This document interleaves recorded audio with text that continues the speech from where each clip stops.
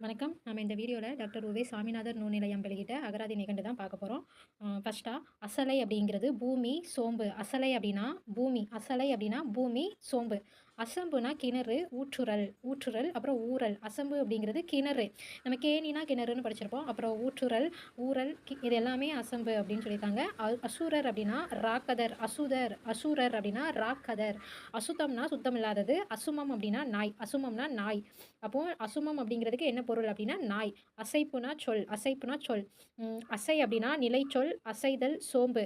அசை அப்படின்னா நிலைச்சொல். அசைதல் சோம்பு. இந்த சோம்பு அப்படிங்கிறதுக்கு இங்கே அசலை அப்படின்னும் படித்தோம். அசலைனா பூமி, சோம்பு அப்படின்ட்டு படித்தோம்.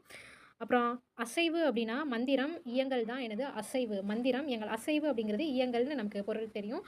மந்திரம் அப்படின்னாலும் அசைவு தான். அசலம்னா மலை. அசலம் அப்படிங்கிறது மலை. அசீகம்னா அம்பு. அசீகம் அப்படிங்கிறது அம்பு. அசீதம் அப்படிங்கிறது கருத்த நிறம் தான் அசீதம். அசீதம்னா கருத்த நிறம். அசி அப்படின்னா படைக்கலம். அசினா படைக்கலம். வால் அவமதி சிரிப்பு. அவமதி சிரிப்பு. பாம்பு, நெருப்பு எல்லாமே அசி. இப்போ அசினா பாம்புன்னு சொல்லியிருக்காங்க. நெருப்புனாலும் அசி தான். அப்புறம் படைக்கலம், வாள், அவமதி சிரிப்பு எல்லாமே அசின்னு சொல்லியிருக்காங்க. அப்புறம் அச்சுவம் அப்படின்னா குதிரை. அச்சுவம்னா குதிரை, அரச மரம் இரண்டும் அச்சுவம் அச்சுவம் அப்படின்னு சொல்கிறாங்க. அப்புறம் அச்சோ அப்படின்னா அதிசயம். அச்சோ அப்படின்னா அதிசயம். அச்சோ அப்படின்னா அதிசயமாக பார்ப்போம்ல. அடுத்தது அசைத்தல்னா கட்டுதல். அசைத்தல் அப்படிங்கிறதுக்கு கட்டுதல் என்பது பொருள் அப்படின்ட்டு நம்ம இலக்கணத்தில் வந்து படிச்சிருப்போம். அசித்தல் அப்படின்னா உண்டல். அசு அப்படின்னா பாகம், சகதினா அசு. அசு அப்படிங்கிறதுக்கு பொருள் பாகம், சகதி. இங்கே அசி அப்படின்னா பாம்பு, நெருப்பு, படைக்கலம், வாள். அடுத்தது அசேதம் அப்படின்னா அறிவின்மை. அசோகு அப்படின்னா பிண்டி மரம் தான் அசோகு. அசதி அப்படின்னா நகைச்சொல். அசதிங்கிறது நகைச்சொல். துட்டை. அசோகுடை செல்வன். அசோகுடை செல்வன் அப்படின்னா புத்தன். அசோகுடை செல்வன்னா புத்தன். அஞ்சிறை அப்படின்னா அழகிய சிறை. அஞ்சிறை அப்படின்னா அழகிய சிறை. அசுரனான் அப்படின்னா மூலம். அசுரனான் மூலம். அசுனம் அப்படின்னா பெரும்பாம்பு. பெரும்பாம்பு. அசுனம் அப்படின்னாலும் பாம்பு தான். இங்கே நம்ம அசி அப்படின்னாலும் பாம்பு தான் பார்த்தோம். அரவம் அப்படின்னாலும் பாம்புன்னு பார்த்துருக்கோம்.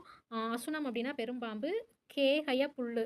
அஞ்சனம் அப்படின்னா ஆணை. அஞ்சனம்னா ஆணை, கண்மருந்து. அஞ்சலி அப்படின்னா காயாமரம். அஞ்சலினா காயாமரம். அஞ்சர். அஞ்சர் அப்படின்னா நோய். நோய், அச்சம், துன்பம், அறிவு இது எல்லாமே அஞ்சர். நோய், அச்சம், துன்பம், அறிவு. அஞ்சி அப்படின்னா மாதா. அஞ்சினா மாதா. அஞ்சலினா தொழுதல், பரவல். இங்கே அஞ்சலி அப்படின்னா காயாமரம்னு படிச்சிருப்போம். அஞ்சலி அப்படின்னா தொழுதல் அப்புறம் பரவல்னு பொருள் இருக்குது. அப்புறம் அஞ்சலிகை அப்படின்னா தேனி. அஞ்சலிகைனா தேனி. அஞ்ஞை அப்படின்னா அஞ்ஞை அப்படிங்கிறது பேதை, அறிவிலோர். பேதை, அறிவிலோர். அஞ்சா அப்படின்னா நாகாயுதம். அஞ்சானா நாகாயுதம். சிங்கம். அஞலம் அப்படிங்கிறது வளம்பெனும் பறவை. வளம்பெனும் பறவை தான் அஞலம். அஞ்சனம் அப்படின்னா மை. அஞ்சனம்னா மைன்னு நம்ம படிச்சிருக்கோம். கருப்பு. அப்புறம் கயத்தொன்று. அஞ்சனம் அப்படின்னா மை, கருப்பு, கயத்தொன்று. அஞ்சனம் அப்படிங்கிறது மை, கருப்பு, அப்புறம் திக்கயத்தொன்று. திக்கயத்தொன்று. அட்டமா நாகம் அப்படின்னா வாசுகி. அட்டமா நாகம் அப்படிங்கிறது வாசுகி. அனந்தன், பர்பநாபன், கார்கோடகன், தனஞ்சயன், அட்டமாகுளியன், சங்கபாலன், தக்கன் ஆகிய 8 அட்டதிக்குப்பாலர். 8 அட்டதிக்குப்பாலர். இந்திரன், அங்கி, யமன், நிருதி, வருணன், வாயு, குபேரன், ஈசான் ஆக 8. ஸோ அட்டமா நாகம் அப்படிங்கிறது 8 8 பொருள் வந்து குறிக்குது. இது எல்லாமே அட்டமா நாகம் அப்படிங்கிறது. அட்டமங்கலம் அப்படின்னா கவரி. அட்டமங்கலம்னா கவரி. நிறைகுடம், கண்ணாடி, தோட்டி இது எல்லாமே அட்டமங்கலம். முரசு, விளக்கு, பதாகை, இனக்கயலாக 8. இப்போ அட்டை அப்படின்னாலே 8 குறிக்கும்.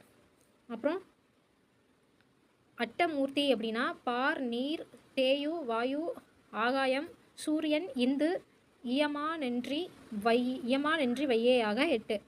அட்டமா சித்தி அப்படின்னா அனிமா, மகிமா, லகிமா, கரிமா, பிராத்தி, பிராகாமியம், ஈசாத்துவம், வசித்துவம் ஆகிய 8. நம்ம இது அட்டமா சித்தி அப்படிங்கிறது நம்ம என்னென்னு படிச்சிருப்போம் தமிழில். அடக்கம் அப்படின்னா ஒழுக்கம், ஒடுங்குதல். அடர் அப்படிங்கிறது ஐமை, தகடு, நெருக்கம், பொல்லாங்கு, வெற்றி, மக்கட்கூட்டம். அடர் அப்படிங்கிறது மக்கள் கூட்டம்.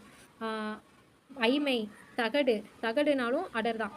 நெருக்கம், பொல்லாங்கு, வெற்றி, மக்கட்கூட்டம் எல்லாமே அடர் அப்படிங்கிறது குறிக்குது. அடங்கல் அப்படின்னா பகைவர், முழுவதும், ஒடுக்கம் எல்லாமே அடங்கல். அடங்கர் அப்படின்னா தண்ணீர் சால். அடங்கர் அப்படின்னா தண்ணீர் சால். அடலை அப்படின்னா சாம்பல், பூசல் தான் அடலை. அடிகால் அப்படின்னா அடித்தல், ஆதி. அடிமை அப்படின்னா உரிமை, தொண்டு. அடப்படு அப்படின்னா புழுங்கல் தான் அடப்படு. அடம்பு அப்படின்னா பாலிகை. அடிசில்னா சோறு. அடவி அப்படின்னா காடு.